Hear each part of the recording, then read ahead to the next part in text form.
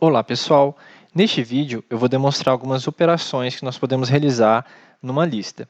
Aqui nós temos a nossa lista composta aqui por 4 elementos do tipo string e eu atribuí essa lista na minha variável frutas. E aqui eu tenho um for que percorre esses elementos da minha lista frutas apresentando através do print.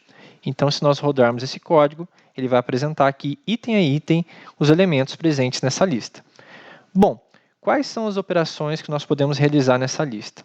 A primeira operação que eu vou demonstrar, pessoal, é a operação de appendar. Então, eu vou usar aqui a minha variável da lista, .append, e aí, entre parênteses, eu vou passar aqui um novo elemento para ser adicionado na minha lista, para ser appendado na minha lista. Quando eu appendo um elemento, pessoal, esse elemento vai ser adicionado no final, tá? Para a gente visualizar a minha lista após essa operação, eu vou dar aqui um print para pular a linha, tá? E vou usar esse mesmo for novamente aqui embaixo, tá? Então, nós vamos ver aqui, primeiro um for apresentando a minha lista inicial e um segundo for que vai apresentar a minha lista após a minha operação, tá? Eu vou seguir esse mesmo esquema para as outras operações aqui que eu vou demonstrar. Sempre vou mostrar a minha lista inicial e a minha lista após a operação. Então, vamos ver aqui o resultado após eu appendar o abacaxi na minha lista. Vou rodar aqui o meu código. E aqui eu tenho a minha lista inicial, né? Banana, morango, manga, jabuticaba. E aqui a minha lista após appendar o abacaxi. Ó. Então, a minha lista agora tem 5 elementos e o abacaxi ele é o último dos elementos. Ok? Então, é assim que funciona a função de appendar. Outra função que nós podemos usar para manipular a lista é a função de remoção. Eu posso chamar aqui o .remove, passando qual elemento que eu quero remover. No caso aqui, eu vou falar para ele remover a manga. Né? Vou rodar aqui para a gente ver. Ó. Então, nós temos aqui a lista inicial e temos aqui a lista depois que eu removi a manga. A lista ficou apenas com 3 elementos. Nós também temos o sort. O que faz o sort, pessoal? Então, aqui eu tenho minha lista e depois do sort, nós vamos apresentar também a lista após essa operação. Vou rodar para a gente ver. Ó. O sort ele faz a ordenação da lista. Então, nós podemos ver que após chamar o sort, a nossa lista ficou em ordem alfabética. Ok? Uma outra operação interessante é o reverse. O reverse ele vai inverter a ordem dos elementos. Então, se no meu primeiro momento aqui a minha banana é o primeiro elemento, é o elemento 0, né, na posição 0, depois do reverse, a banana vai passar a ser o último elemento. E a jabuticaba, que é o último elemento, vai passar o seu primeiro elemento, o elemento na posição 0. Então, vou rodar aqui o exemplo para a gente ver, pessoal.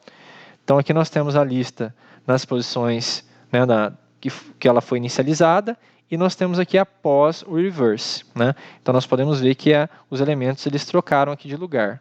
Ficou numa ordem invertida. Tá?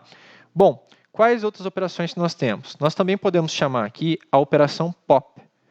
O pop vai remover o último elemento da minha lista. Então, ao rodar, nós podemos ver aqui a lista inicial e a lista sem o último elemento. Né? Ficou apenas com 3 elementos, eu removi aqui o último elemento com o pop.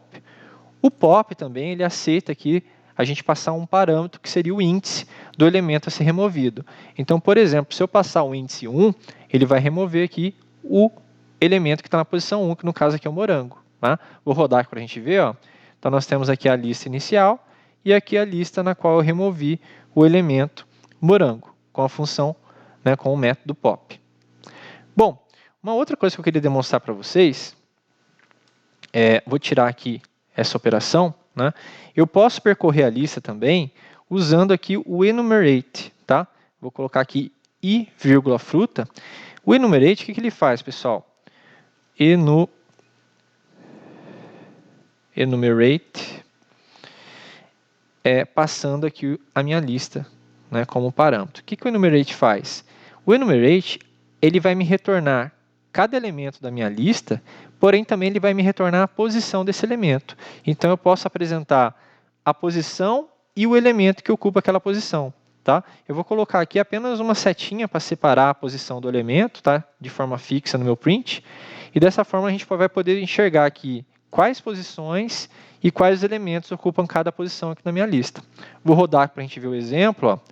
E aí nós podemos ver aqui, ó, posição 0 a banana, posição 1 morango, posição 2 a manga, posição 3 a jabuticaba, né? Então, o enumerate é interessante quando nós quisermos percorrer uma lista, mas também saber aqui qual posição que a gente está aí durante essa operação, tá? Então, assim, pessoal, são essas operações que eu queria demonstrar com vocês aí com as listas, tá? No próximo vídeo, eu vou abordar um pouquinho de fatiamento em listas. Até mais!